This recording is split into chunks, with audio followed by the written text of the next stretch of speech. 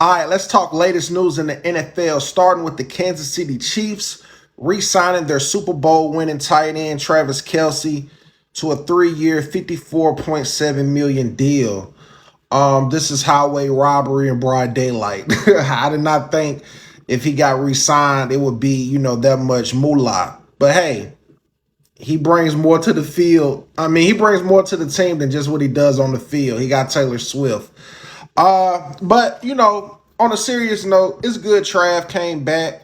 Uh, Online, you see a lot of people say that he had the Hollywood ending and chose to try to run it back one last time, and you saw what happened against the Eagles in the Super Bowl.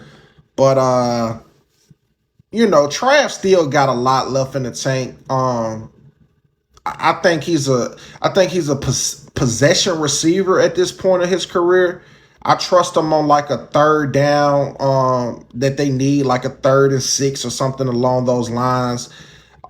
He still, I believe, you got to respect him in the red zone, and also players like that can still contribute with championship pedigree, mentorship, and things of that nature. And then when fans love certain players that have contributed so much to a franchise, like a Travis Kelce, they're like an energy booster if they can, contribute something on the field. Like they can boost the energy of the crowd. So I ain't mad at the Chiefs re-signing them. Maybe it was a little too high of an expense, but sometimes you got to pay people for what they've done in the past as well. So Kansas City Chiefs have made some moves in this offseason, and I knew Trav was coming back because it's too close to the draft for him to retire. So for him to, wait this long, the longer it went on, I knew like the chances of him coming back was high. And he did. And speaking of retirement, we can transition now into the Tampa Bay Buccaneers. Breaking news today, we found out Lavonte David has retired from the Bucs. He's definitely going to be in the Ring of Honor for Tampa Bay. I believe he won that Super Bowl when they defeated the Chiefs, since we're talking about the Chiefs right now, when Tom Brady came down there. He was such a tackling machine, man. I enjoy watching him play. But I'm definitely not shocked that he left.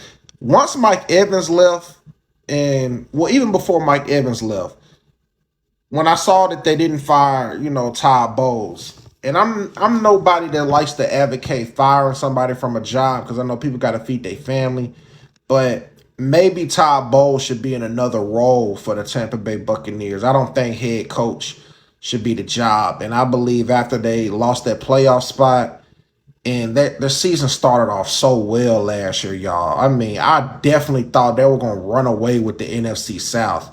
They were on fire, and then they just, with injuries and things like that happening, man, then they started losing games they weren't supposed to lose. They just lost complete momentum, and they weren't able to steer the ship of their path to the playoffs. They had to depend on hoping somebody lose. So Mike Evans' body language, man, was a big indicator to me that was going to be a big change in Tampa. And I thought maybe they were going to fire Todd Bowles, but instead they kept him. Mike leaves, goes to San Francisco, and now Lavonte David has retired. So I think as far as his career, man, respectable career. I don't know what's a Hall of Famer anymore. If it was up to me, I will vote for him to go into the Hall of Fame. And I definitely believe he's going to be, in the Ring of Fame for Ring of Honor, I believe is what you call it, for the Tampa Bay Buccaneers franchise and organization. But that's breaking news. And I just want to congratulate Lavonte David. Not only was he a great player on the field, I think he came off like a great person. He was very punctual when he spoke. I ain't never heard of him getting into anything outside of the field. So I think he was a great representation to be a professional athlete. And I hope he enjoys retirement. Atlanta Falcons get some help with the running backs. They signed Brian Robinson Jr. to back up Brian Robinson, their starting running back. I like this pickup. Brian Robinson, I think he came from the 49ers. They're going to need a lot of help in their run game anyway, because with them two lefties, man, Tua and Michael Penix, man, you're going to need to take as much pressure off of them as possible because they injury prone. This is a good acquisition, I think, for the Falcons. He's solid, and he can also, he can give you a little help in the passing game as well. Bengals re-signed Joe Flacco to a one-year deal. I like that. That security blanket just in case anything goes south with Joe Burrows. We ain't wishing no bad health on nobody. But I think any franchise team that's a contender, you got to have a solid backup. Joe Flacco is one of those quarterbacks, man, at the drop of a dime, he can get you some W's. I like that, man. Reigning Super Bowl champion Seattle Seahawks, they have re-signed JSN to 4 years for $168.6 million, extension with $120 million guaranteed, making him the highest paid wide receiver in the NFL right now. Man, what's crazy about the NFL, it just seems like every year somebody becomes the highest paid or has the highest earnings ever for their position. I don't be knowing, man, what to believe. But, I mean, all I know is he got them digits, man. And you got to maximize while you hot, because you never know what's going to happen in this business. And you got to strike while the iron is hot. That's what they say.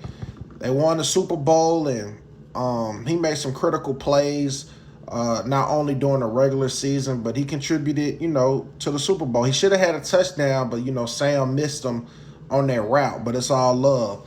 Seattle Seahawks also re-signed wide receiver Jake Bobo to a 2-year deal for $5.5 million. Broncos signed wide receiver Jaden Waddell from the Miami Dolphins. That's going to be a good weapon for Bo Nix. The Vikings re-signed quarterback Carson Wentz to a 1-year deal.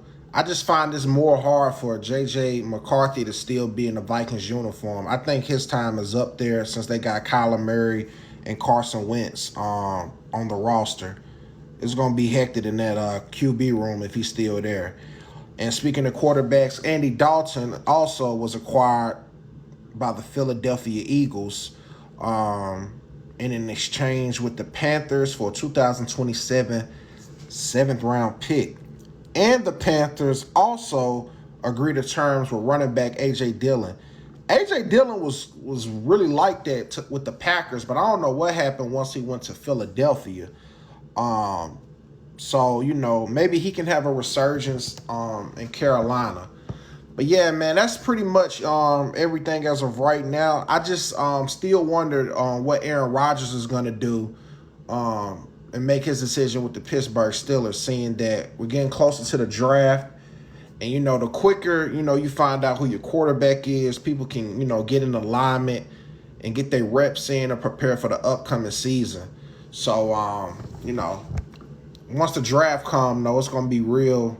It's going to be real interesting to see, what other big moves get made. I said it in another video, and I stand on it. I definitely believe on draft night, we're going to see a big trade in the NFL with some big name. I think it's going to be one of those drafts, where a franchise takes a big leap. Maybe they trade one of their picks, to get a big-time player or something. I don't know. I just feel like we in the season for something like that to happen. But, y'all just stay tuned, man. More content coming, dealing with the NFL, man. Make sure you subscribe to the GodLevelGenius YouTube channel. I am James Virgodo, and as always, be God level. The genius is in you. God level genius.